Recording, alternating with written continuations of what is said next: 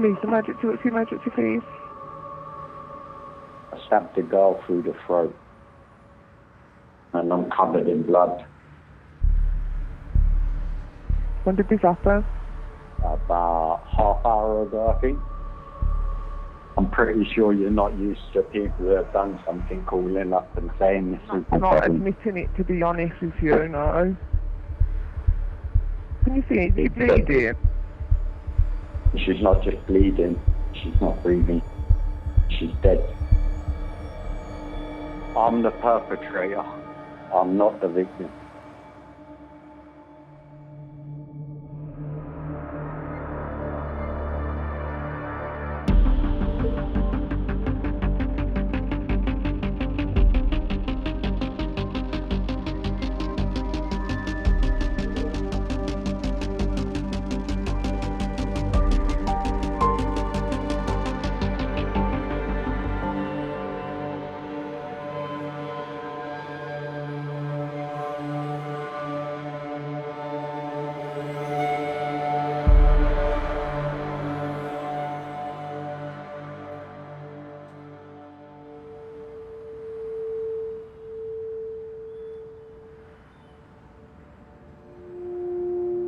In Birmingham, West Midlands police are dispatched to an address after a man called 999 claiming to have killed a woman.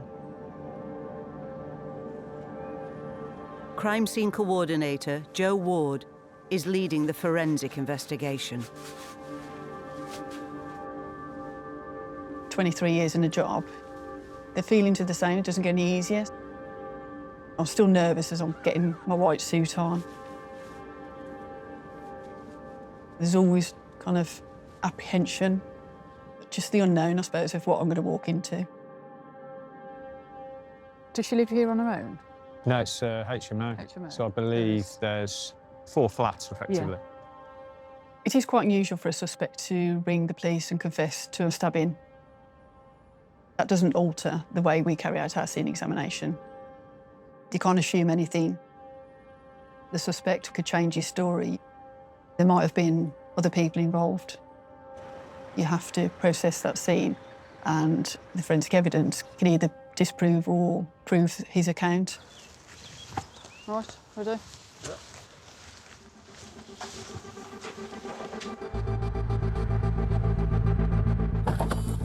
Half a mile away from the scene, officers arrive to arrest the man who confessed to the stabbing in the call. Step out! Step out on the floor! Step out onto the floor! Do it now! Hands behind your back! Hands behind your back! Drop that out of your hand! Drop that out of your hand! It's the tea towel, it's wrapped round, I can't drop it. The suspect is 27-year-old Pablo Hode. Priority message we've made to Whitmore Road, you've got the offender in cuffs. Right, what's this on your hand? I sliced my hands open and my hands pissing with blood. You got any other injuries I need to be aware of? I don't know if there's injuries there, as you can see from my top. The knife went through my top twice. Okay, right. You gonna be able to sit up? The suspect's phone is seized and he is taken into custody. Yeah. Okay, take your seat in there, mate.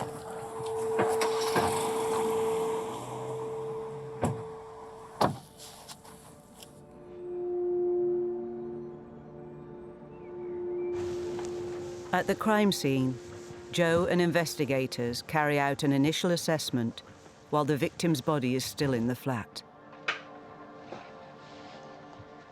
Christ almighty. It's absolutely saturated, isn't it, here? You got blood splatter everywhere. The scene is quite shocking. There's a lot of blood on the walls, on the doors, on the flooring. She'd obviously received some substantial injuries to cause that blood loss. The victim is 27-year-old Shannon Stanley. She's also been lying on that pillar. Good grief. It is tragic. There's a young woman that's had their life taken away.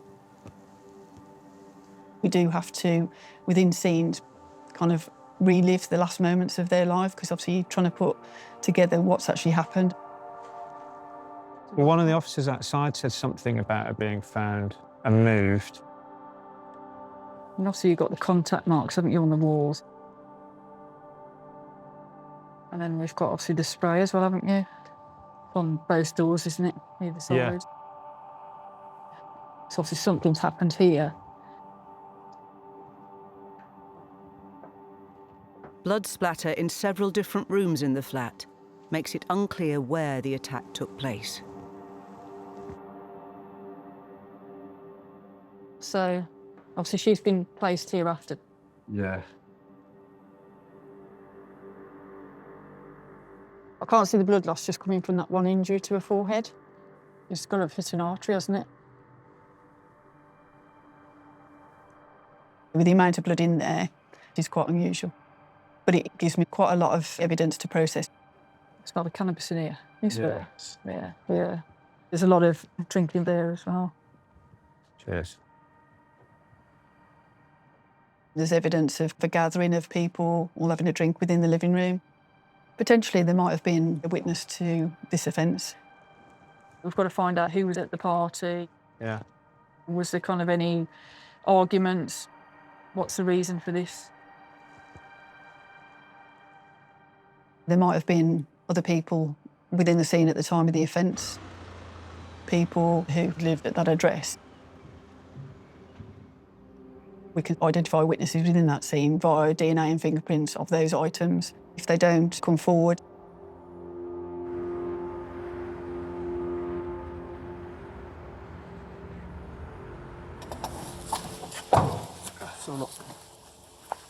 You didn't have to say anything about my defence. We did not mention when questioned. To be later on in court. Giving evidence, all right. The suspect, Pablo, is brought into custody to be processed. He's aggravated a bit of a hand injury. He started to actively bleed. We've sort of bandaged up as best we can. All right. Might need the nurse just to come and have a look at it. He is given medical attention for the wound on his hand, which he claims to have suffered during the fatal stabbing.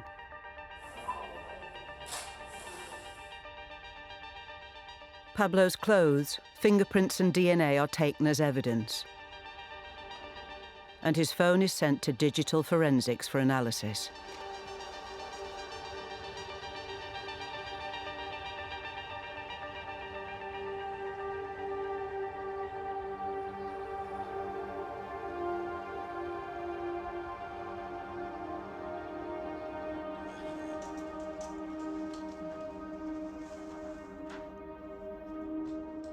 So, Operation Driller Day, which is a beetle, I'm told.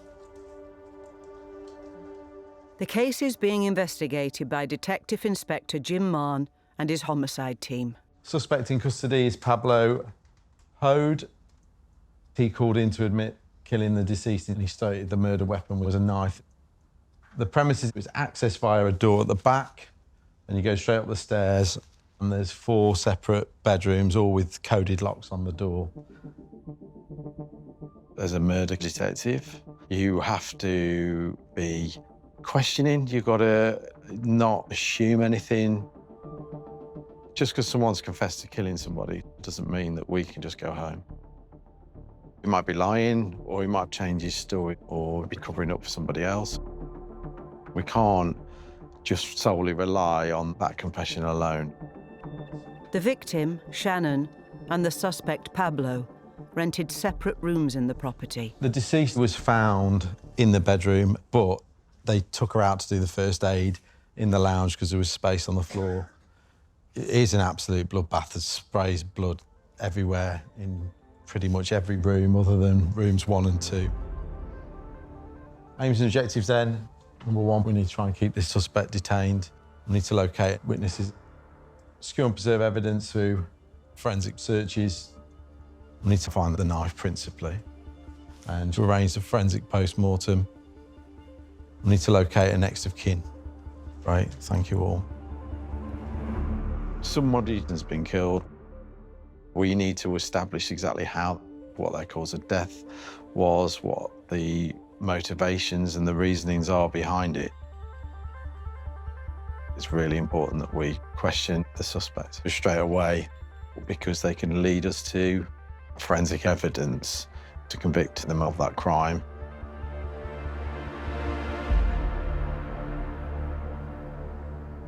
Detectives take Pablo in for questioning. Right, if you want to take a seat there for me.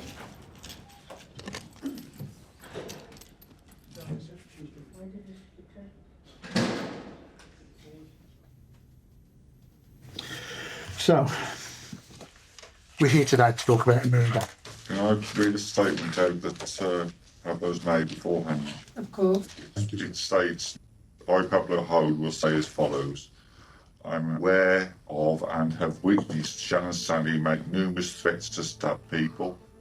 On the 10th of May 2022, during an argument, she picked up a kitchen knife and threatened to stab me. She said, I'm going to fucking kill you. I don't care about anyone. I'll kill anyone. She came at me with the knife in her hand. Feeling that I was to be stabbed, I grabbed hold of the knife by the blade and twisted it out of her hand. She took a step back. She turned her head towards the side and looked towards a meat cleaver that was by the sink. She moved towards the meat cleaver and went to grab it with her hand. As she was about to pick it up, I stabbed her. I did so, fearing for my life, believing she was intending to attack me with the meat cleaver. This is a threat she has made to me before. And that's signed, as I said, by Pablo and dated today's date.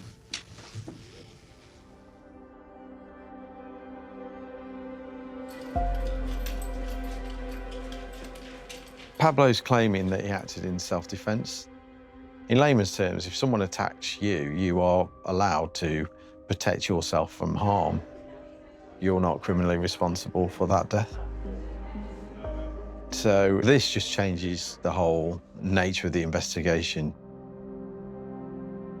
Ultimately, Shannon's been killed, so we need forensics to establish was his life under threat from Shannon. Pablo could be a murderer, but if it's deemed that he acted in defence of himself, then he could walk free. So the stakes are really high.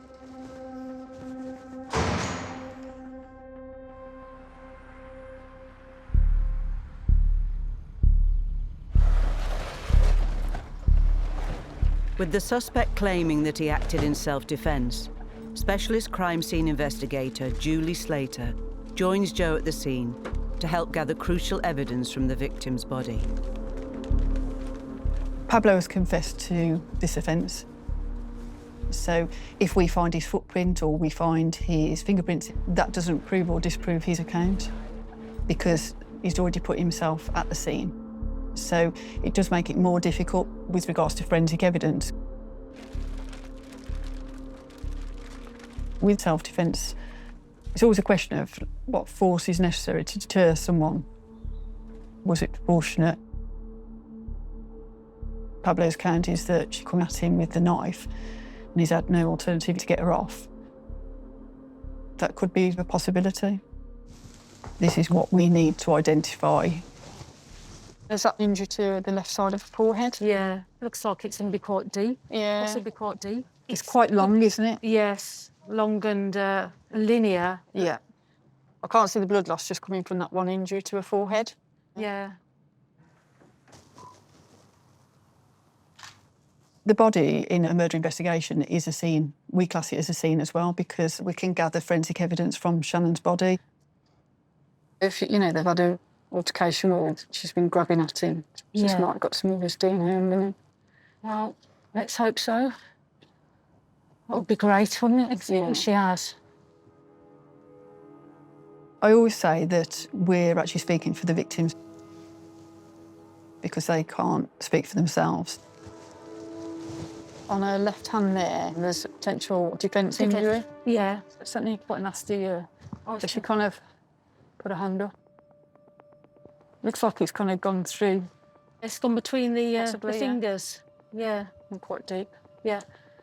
Yeah, it goes through, yeah. On Shannon's left hand, I can see quite a significant injury, possibly a defence injury. Did he need to use that much force? Does that fit in really with his account of self-defence? Photographs of Shannon's injuries, DNA, and clothing, including a blood-stained jacket, are collected and sent for analysis. It's like a puffer jacket, yeah. She's got injuries to her head, so she was obviously wearing that at the time.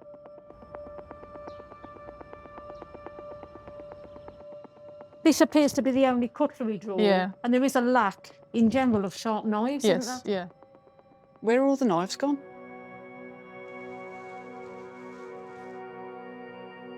We can't actually find any weapon within that scene. But interestingly enough, there's not actually any knives within the knife drawer. You at least have one or two sharp knives, normally within a kitchen, so it is quite unusual. There's obviously been a knife that's been used to commit the injuries to Shannon, and it's no longer in the scene.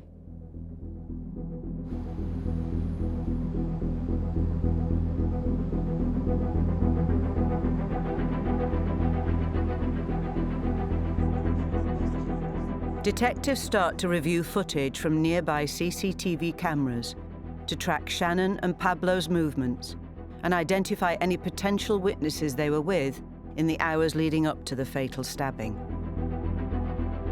CCTV makes or breaks a lot of our cases now. People have CCTV and ring doorbells. Restaurants and commercial venues have CCTV. So even if the actual murder's not caught on CCTV, you can piece together the events of the day. So all these are cameras, and you can see the route that they take. So you sort of tracked them when you saw them come in and all? Yes. Yeah. What we know is that there was a number of people within the house, so we then look at the CCTV in that area to try and see who those people are, try and find who the witnesses are.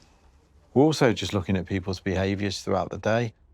Are they getting along well? Are there signs of arguments? Are there disagreements? So they're coming from the direction of Mount Pleasant up Coventry Road. And then that's the victim, and then it's coming back from Morrison's. They've got Morrison's carrier bags. Cameras capture the victim walking with a flatmate, just hours before the attack. So then this is back to Whitmore, and this is Pablo and Waka. Police identify Pablo, along with a friend, Waka Ali, on CCTV. Waka has already told police that he was not present when Shannon was stabbed, but that Pablo turned up at his house shortly before he was arrested. And then this is much later on, going towards McDonald's. And that's Pablo. CCTV shows Pablo joining Shannon and their flatmate, less than 2 hours before he called 999. That group seemed to get on okay at this point. Yeah. And from what I can see from the cameras inside McDonald's, they go to the toilet, they're all drinking in there. Nothing happens between them. It is strange watching the CCTV. You know that at some point the person stood next to Shannon's gonna kill her. You can see on the CCTV that Pablo and Shannon, they're both comfortable together, they're both friendly. You're sort of then thinking, well, what's the trigger point that set off that chain of events which leads to Shannon being killed? The witness may potentially know.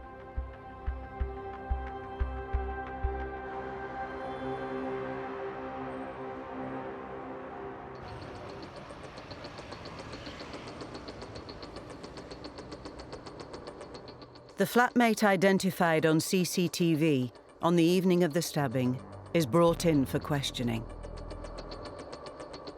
If she witnessed the fight, she could confirm or disprove Pablo's story of self-defense. We're just going to start off. I just want you to just tell me everything that you know, okay, about what's happened. Yeah. So we walked up to Morrison's to get some peach snaps. And then when we went into Morrison's, the machine wasn't working, so she punched it. Okay. What was her personality like, if that makes sense? like, it differs. So, like, she'll be all right, and then next minute someone will walk up and she'll be like, oh, what are you looking at? So just on Pablo, describe his character. He's a very loving person. He would do, like, anything. Can you describe his mood to us and how he was feeling? He was fine.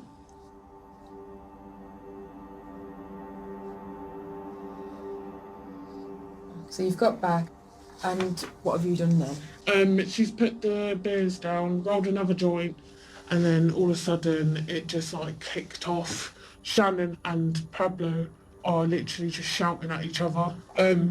By this stage, I got up off the sofa and said, like, I'm going in the bedroom, shut the door, and then I heard a massive bang. Opened the door, all I see is like blood everywhere, Pablo running past me.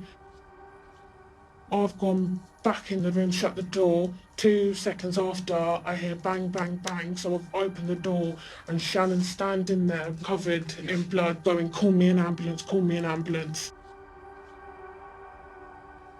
So I called 999.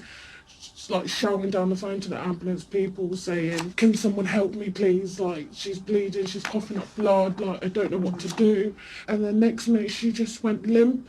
So you've done what you could do, haven't you? Yeah. Okay.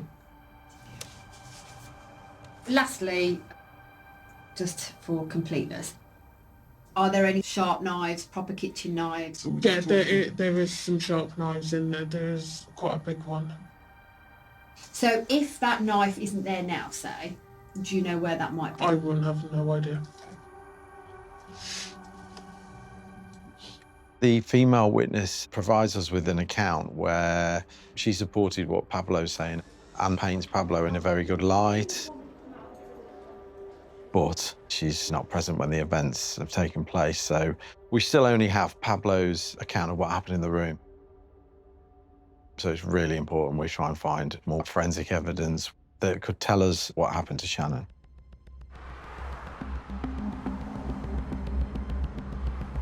The witness's confirmation that there were knives in the kitchen of the flat prior to Shannon's death prompts police to widen their search to the property where Pablo was arrested. It's really important for any investigation to try and locate the murder weapon. The knife that's being used to commit the murder will yield some forensic evidence. In here? Yeah. Yes.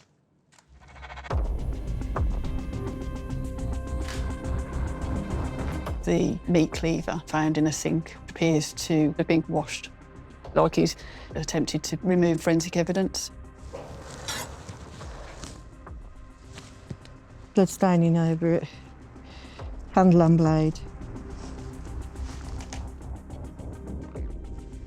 Blood stained. I'm quite surprised that, I didn't realise we were going to find 5 knives in total. It's quite hard to understand why Pablo's taken all those knives away from the scene. Why has he hidden the knives? There's an awful lot of questions that need answering.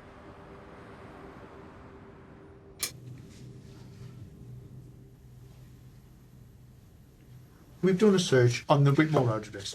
Our forensic team have found some knives in there. So there's the grey and white. OK, there's 2 other knives. What knife did you stab Shannon with? No comment. Is that the knife that you took off her earlier? No comment. Can you describe that kitchen knife to me at all? Can you describe that meat cleaver to me at all, mate?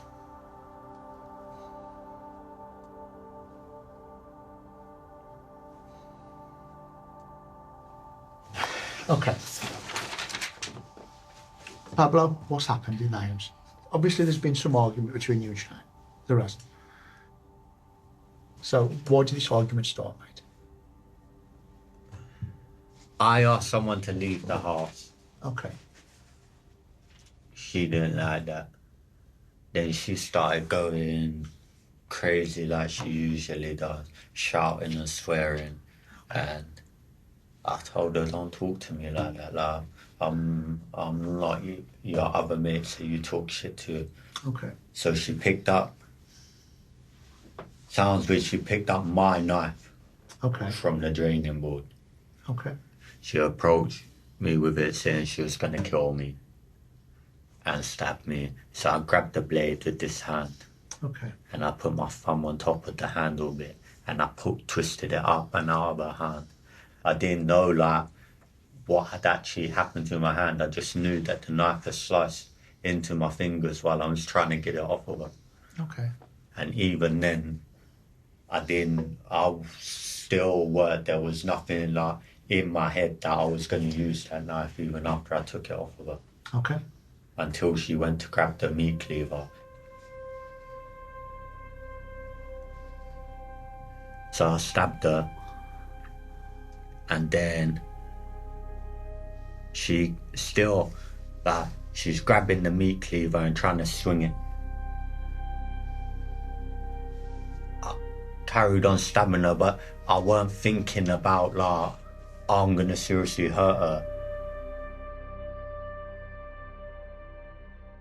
And then, like, she slouched over, but she's still swinging the meat cleaver towards my legs. So I'm, like, with my legs back, still trying to get her to stop. But then as soon as she dropped it and she said, I'm sorry, I'll stop it, just let me go to my room. I let her go to her room.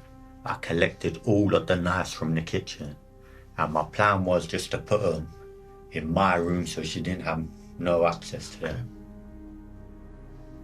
So when she dropped the cleaver, have you tried to give her any help at all?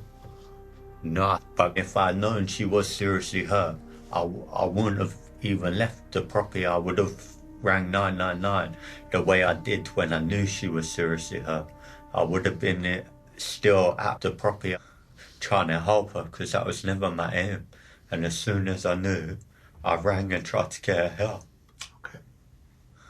Okay. I was just trying to protect myself. That's what I was trying to do. Okay.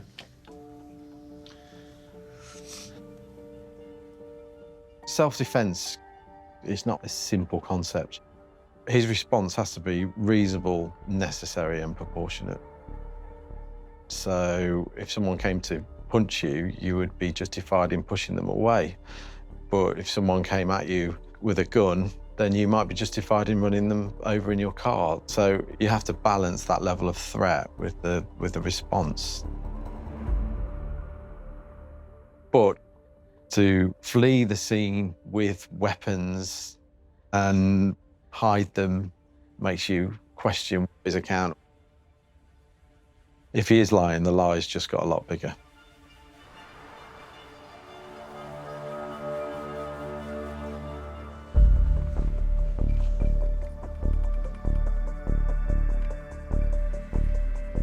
In an attempt to verify Pablo's account, the recovered knives are examined. There's just blood everywhere. Looks pretty covered, doesn't it? Yep. Pablo was saying that he's been attacked with the knife and also the meat cleaver. But we found 5 knives in total. Have all of the knives being used on Shannon or just one in particular? Is it proportionate with regards to him saying it was self-defence? A further examination of those knives hopefully will ascertain which one has been used. First, they look at the grey-handled kitchen knife. It does look quite fatty in places and quite greasy, which is a characteristic of a knife being used as a stabbing implement. When a knife penetrates the body, it goes through a layer of fat, and when the knife is pulled out of the body, it may leave traces of fat on the blade. I'm after handler DNA as opposed to touch DNA. So if someone's just touched it, we're looking for someone that's actually used it.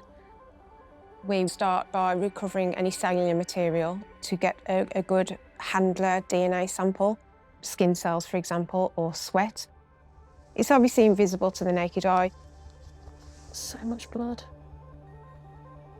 We then examine the knives under a microscope for blood.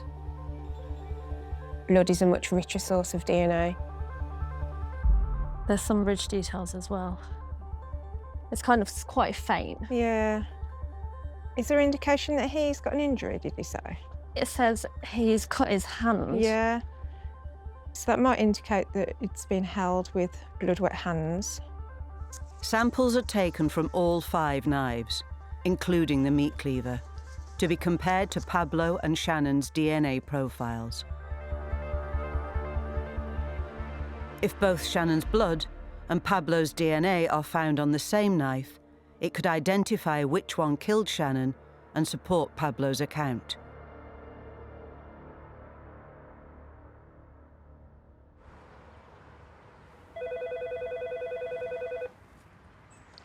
Joe Ward, Crime Scene Coordinator. Oh, hiya, Joe. It's Lucy from Eurofins. I've got some results for you from the knives in the Shannon Stanley case. Oh, OK. Lovely. So the meat cleaver, we sampled the hilt where the handle meets the blade. Yeah.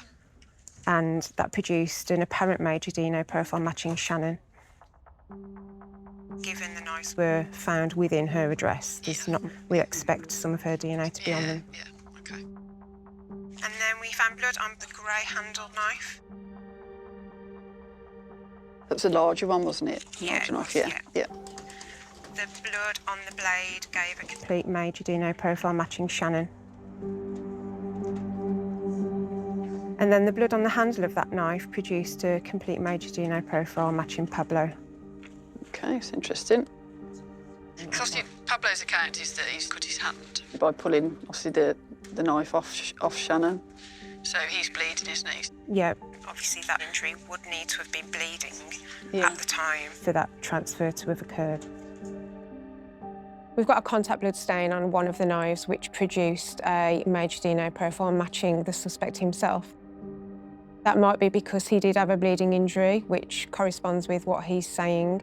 Could you say that that would possibly be being used as a weapon on Shannon at all? My conclusions that I've drawn in relation to all of the knives are the same, to be honest. We haven't seen any specific blood patterns on them that might suggest any of the knives have been used as a weapon. It could be that they did exhibit some of the features, but those features have been removed or altered as a result of Pablo moving the knives to a different location or washing them or anything like that.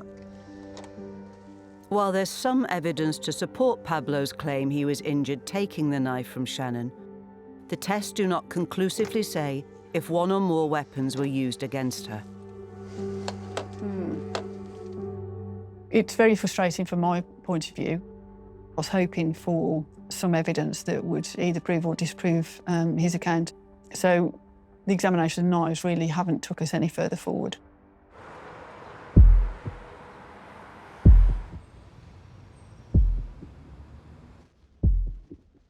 In digital forensics, Pablo's phone is examined by a data specialist to track its usage on the day of the killing.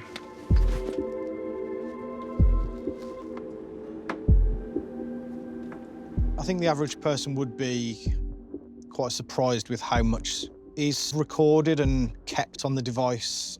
Messages, calls, contacts, web history. We can extract data and images and videos which have previously been deleted from applications which sell themselves on removing data, i.e. Snapchat. When we extract a person's device, we can uncover their deepest and darkest secrets, even though you think they're deleted.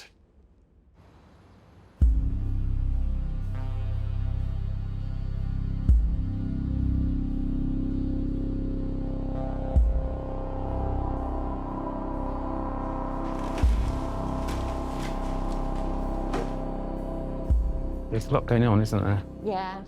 While data is extracted from the phone, Joe calls in blood pattern analysts to interrogate the sequence of events Pablo described. They start in the kitchen, where Pablo claims to have stabbed Shannon before leaving unaware that she was fatally injured. Been going to scenes for probably 22, 23 years now, and this is the most blood I think I've seen in one property. Very fine spatter, extremely. Yeah.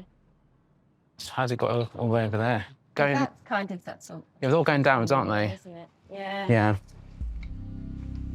By looking at all the blood patterns, we can reconstruct what's taken place at the scene.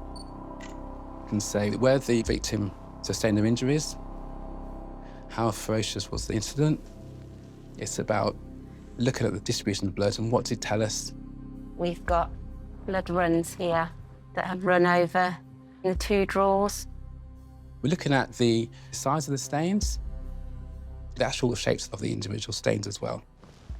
We could tell which direction they've travelled before they hit the surface.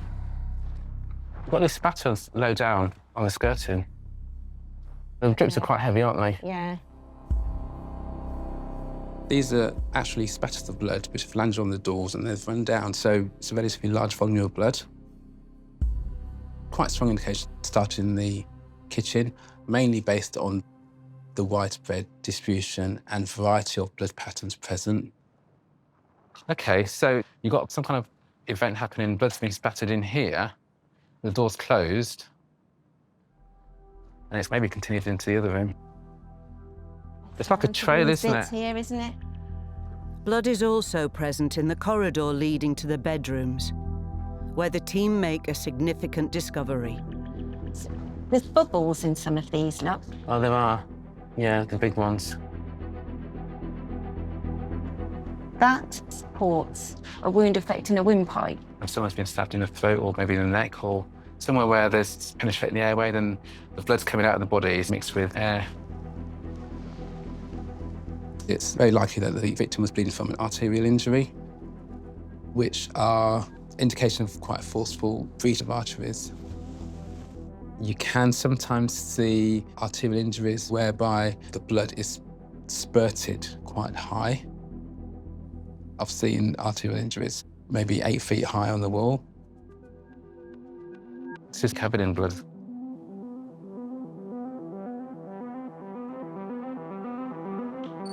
When Pablo initially spoke to the police, he said he didn't call 999 because he thought Shannon was OK when he left.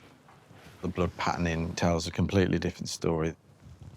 It suggests that there was blood spraying out. Most people aren't going to think that that's not a serious injury that requires medical help.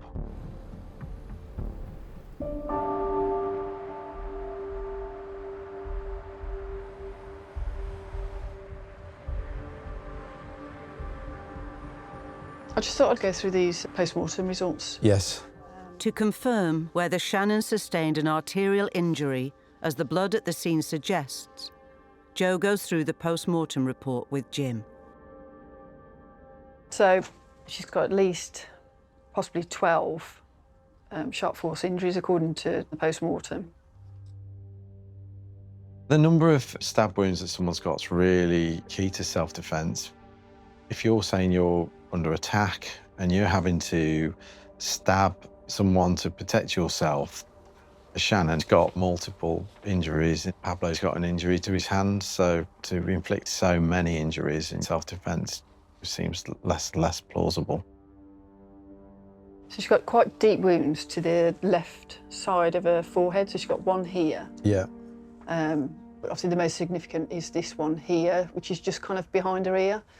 And that's the one that has caused her death because it's gone through some major vessels.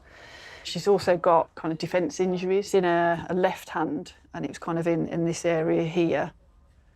And that had actually gone right the way through. So it's obviously take quite a lot of force to, yes, you know, for that to go through. So whether, you know, obviously defence injury, whether she's kind of, you know, trying to protect her head or her face, and as she's done that, and he's kind of... Pablo is left-handed, so you would expect that Shannon, if they were facing each other, would have injuries to her right side. If he's left-handed, yeah, and you've gone at me with a knife, yeah, and his wound on his hand is protecting the knife, takes it off her, yeah, and then attacks, you would expect the injuries to be on the To the more right. to the left, to your more right. To the right, yes. yeah. But obviously the main one, I've seen quite significant one, is to the left, isn't it? Yes. So it's interesting, you know, what position was Shannon in? Yeah. Was she kind of facing away or? Yeah, so he's done it from behind. Yeah. If you kill somebody when their back's turned to you or you're attacking them while they're trying to protect themselves, are they that much of a threat? We've got quite a lot of forensic evidence of Pablo not telling us the truth, but that's not enough to convict somebody. We have to prove it beyond reasonable doubt to a jury. We still don't have anything that's concrete that says it wasn't self-defense.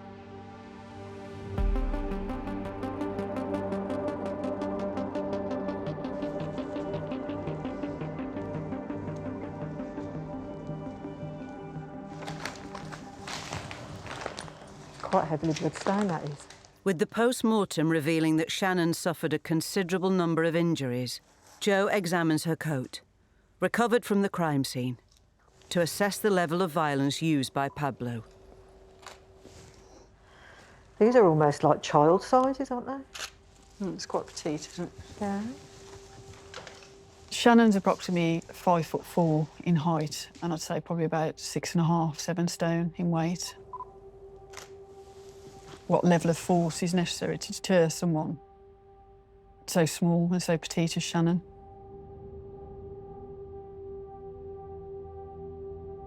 Can you just check, is there any, because obviously she was stabbed to the left side of her neck. So that's that side, isn't it? Yeah.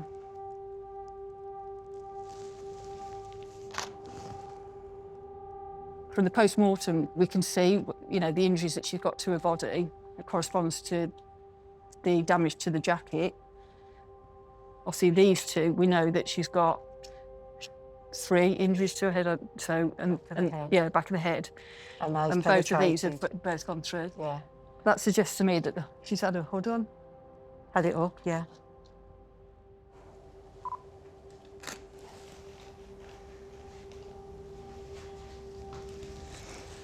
I'm just thinking, has that damage actually gone all the way through? So it's just gone through to the jacket, so it's not made contact with her skin. So we've got what looks like damage caused by a knife. So if we turn the jacket over, we can see it's not gone through, so it wouldn't have made contact with the skin. It's obviously just gone so far into the jacket and then not come out the other side. And she had no injuries to her chest or abdomen on the post-mortem. This is quite interesting, similar to the one on the front of the jacket. Obviously, this is to the right sleeve of the jacket, but there's no reported stab wound to the right side of her arm. And the inside, the filling of the coat is still white, so it would indicate fresh damage. So it's obviously mean as he's been stabbing. So he's obviously tried to stab her more times than what we're seeing from the post-mortem result. The amount of times that Shannon's been stabbed, it's obviously a prolonged, kind of, I suppose, quite frenzied attack.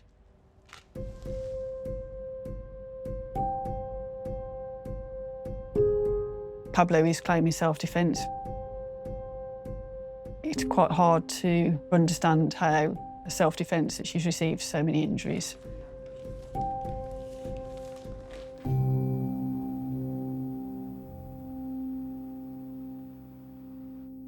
Jo also reviews photographs of Pablo's clothing, recovered after his arrest, for signs he was attacked by Shannon in the way that he described. Looking at the jacket, there's actual damage marks. There's 5 areas of damage. The 2 at the top here possibly been caused by a cigarette burn or something like that. But these 3 here definitely are consistent with being caused by a sharp instrument. I'm just looking at the white vest top. There's 3 areas indicated by the arrows there, which show damage marks. So they've gone right the way through the top.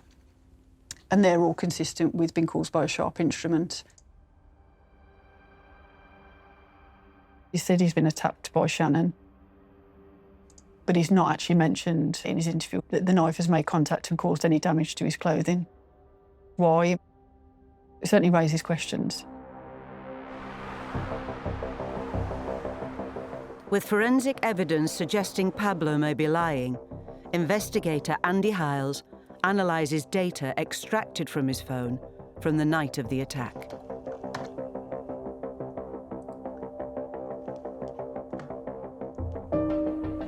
So this is a period that I'm particularly interested in before the murder took place at 0034. So I just want to have a quick look at the chats that he's had.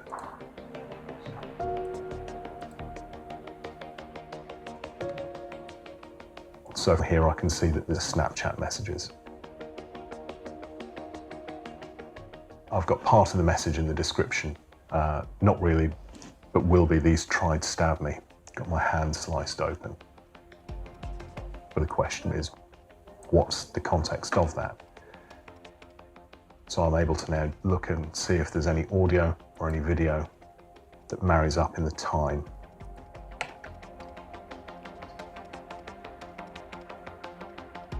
I have got one here that's seconds before that message is sent. They try and fucking fully kill me up in the middle of the street. 2 cars pulled up, jumped out, started trying to stab me, sliced my clothes up while I'm trying to dodge swinging fucking knives and that. I'm seeing worse on myself. It's cut up, but it's not that bad. Because I managed to pull a knife out myself, so I swing it back at them. The mobile number that the voice message is sent to belongs to Pablo's friend, Waka Ali. Gives me the timestamp from the handset, so I can see here that the timing of that message sits before our murder. So if you've got an account which says that the injury occurred during the assault, well, he's talking about an injury to his hand before that assault has taken place, which would then suggest that that isn't the case at all. He hasn't sustained that during the attack. He's in fact sustained this earlier. And he's also talking about having a knife with him during the course of that attack. Pablo, let's get this done then. Okay. This is a big breakthrough. Pablo says he's been attacked by men with knives and that they've actually sliced up his hand. Whether that's to do with gangs or for some other reason, we don't know. But that suggests at least that he's lied about how he's got his hand injury. Also, that message to Waka, he explains why he's got the stab wounds to his clothing. Detectives bring Pablo back in for interview to put the new evidence to him.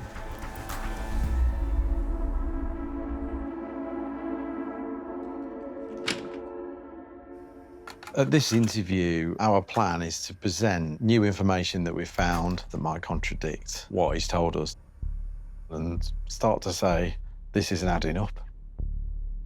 And this is your chance now to tell us the truth. Okay, so obviously you've had contact with Waka on Snapchat. 10:23 in the evening, he's received a call from you saying you've been jumped and your clothes have been cut, causing cuts to your hoodie. Is that what's happened, mate? I'm not going into that. Pablo, when you were arrested, you had holes and slashes in your clothes. Who'd done that?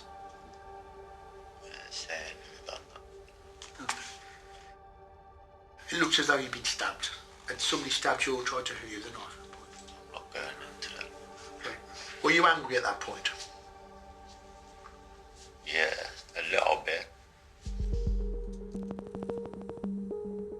Pablo hasn't really acknowledged any of the evidence. He said he doesn't want to talk about the earlier altercation. He's received injuries, he's been attacked. You know, he must be quite worked up. There's a possibility that his state of mind's led to him being a lot more brutal in his attack of Shannon. I have got to show you some photos. These are photos of injuries that Shannon's got. Okay? They're not nice photos. I'm not looking at it. Okay. Well, I'd invite you to. This is a cut above her left eye. It's a large cut, looks probably 2 to 3 inches in length and probably about a centimetre wide. And it looks like what we describe as a chopping motion.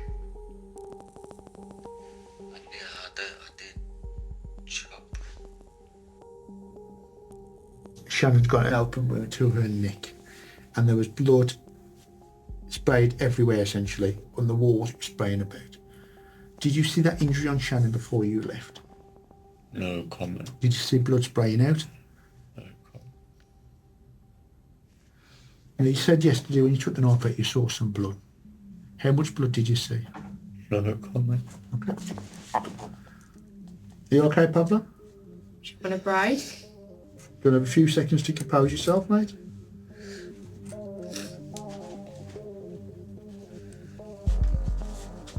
At this point, I'm starting to think Shannon never had a knife at all. Has he just killed her and has fabricated a whole web of lies, portraying her to be violent, to try and justify every injury, every movement? You know, there's a real possibility now that he's just killed her in cold blood. In light of new evidence that Pablo was attacked earlier in the day, detectives review further CCTV cameras from the surrounding area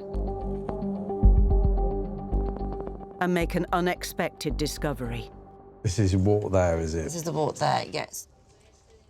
Filmed shortly before the attack, it shows Pablo en route to the scene with his friend Waka, who told police he was not present when Shannon was stabbed. So, that's him 23, crossing 23 is towards. crossing in, and they do a fist bump there. And then this is them That's leaving. them coming back after she's dead. Post-murder. Yes. Another camera reveals Waka and Pablo walking away from the flat moments after the attack has taken place. You can see some dark marks on the shoulders of his tracksuit, are white normally, but there's some dark marks. They walk until they get a bit further into Camelot Way, and then they run.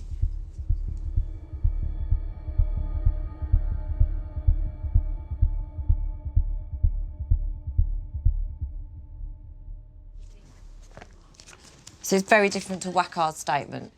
Waka says that Pablo turns up to his house having phoned him saying he'd done something terrible and that Waka didn't leave. But obviously that's not correct. So, clearly people are lying. Yeah. We've got Waka, who's potentially someone who's present in that room. So Waka's going to know exactly what's happened. He could give us an account which will really help all that supporting evidence that we've got. With evidence Pablo's friend Waka Ali was lying, police arrest him and bring him into custody for questioning. We found assisting an offender in relation to a murder.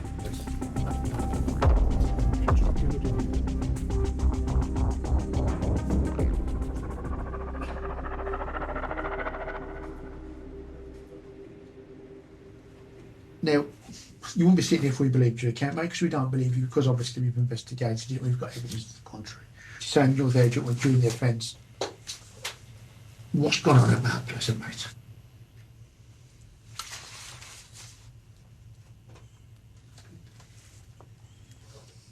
Shannon and Pablo were having a go at each other, shouting at his face, screaming. He was doing the same thing. And then she turned around and said, I'm going to slice up everybody in the house. And then he's obviously lost control. He's flipped, he's grabbed her from here, he's taken her all the way in the kitchen, and she's obviously throwing the body on the kitchen top. Like he was like glued to Shannon, like he was actually trying to like kill her, like he meant to. Now, you've just made a motion where you've done like an overhead motion, like a downward motion. Yeah, like this, like that. Okay, but did Shannon have any weapons? What did Shannon do at that She point? didn't have nothing, she was defenseless.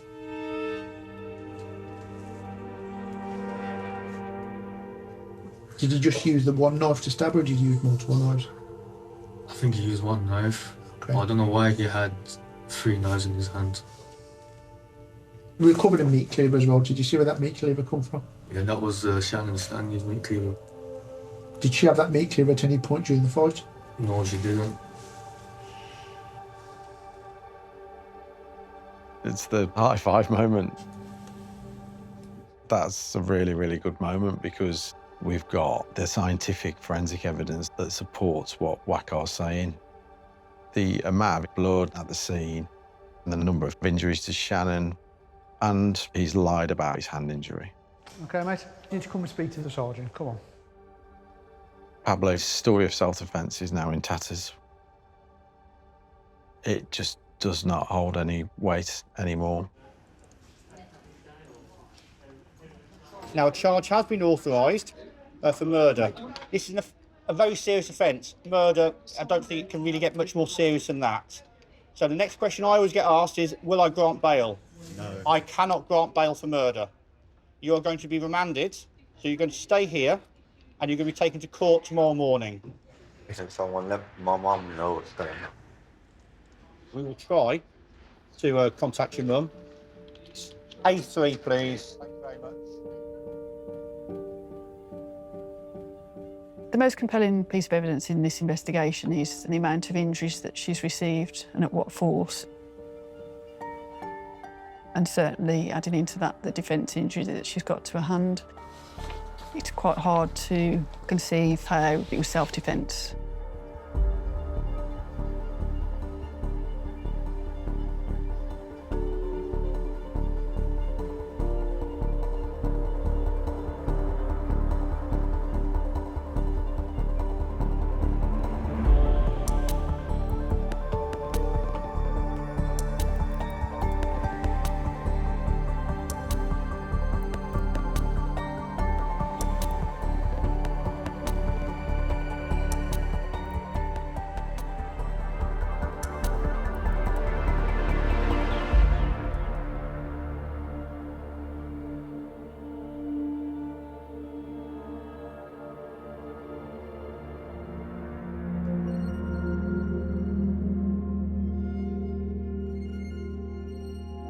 You feel enormous responsibility for Shannon's family and for Shannon. Pablo tried to paint a picture of self-defence to get out of going to prison for a long time. But there's a wealth of scientific evidence and witnesses that disprove his account and show that he's lied throughout.